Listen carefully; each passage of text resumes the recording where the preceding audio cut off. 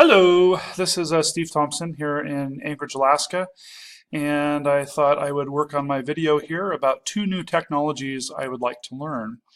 In recent years, we have closed down all of our FTP sites, which is where I used to post my website. So it has kind of forced me to conform to Google Docs and using Google Sites to make a website. This is actually my website that I have made here through Google Sites, and I like it. It's okay, but I'm interested in learning some other things. And as it takes forever to open, here's a website I manage. Kids can go to their individual classes. I'm just teaching math this year. Some years I've taught sciences, integrated sciences, as well as business ed, but this year it's just algebra, pre-algebra, and math 8.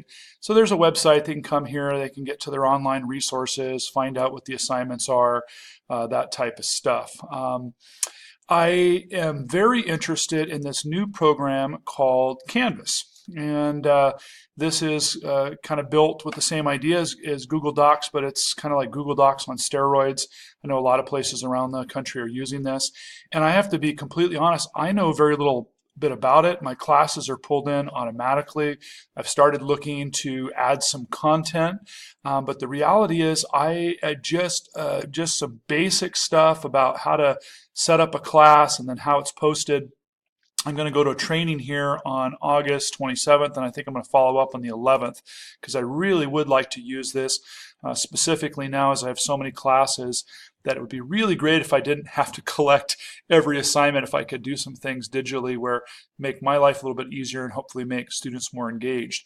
We have a program that we're using for grades now called Q, used to be called Zangle. And so like here's one of my algebra classes, and as I collect assignments here, it gets cumbersome, and I feel like I spend so much of my day collecting assignments that if there's a way I could use Dashboard, and from what I understand, it will toggle back and forth as far as the assignment going into the grade program. So I'm really excited to learn about how that works. I will see. That's kind of my big plan. My other thing is I'm just looking for something kind of fun for reviewing and to get kids engaged.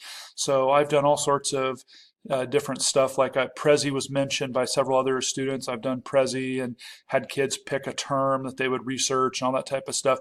But I think I'm going to play with this Kahoot program. I've never really used it. I've seen it done with social studies and other topics, but I think it can be done with math too. And if you haven't seen this, basically you can create a quiz.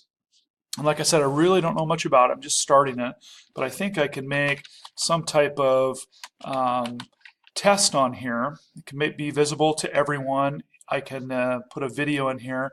It looks like I'm able to, at some point here, it's a little bit hard with not all the buttons available for you to see without sliding this around, but I can, let's see here, let's say this is math 8, quiz 1. And I think I'm able to then put some questions in, and then kids can log into a computer through a password, at least this is what I've seen, and they're able to kind of interact and have a little fun, sometimes make it a little bit like a game type environment. So that's kind of my next big thing, is to learn a little bit about Kahoot. You can see I'm not super great at navigating it. So hopefully by next time we make a video, I'll be set for this Dashboard program. Again, that ties into my Q grades as well as this Kahoot. So lots of learning this year, not just from converting to new web platforms, but a new grade platform to a new way that we communicate with all of our data. So the next big push would be to learn these two programs and hopefully make teaching a little bit easier and a little bit more fun. All right, thanks.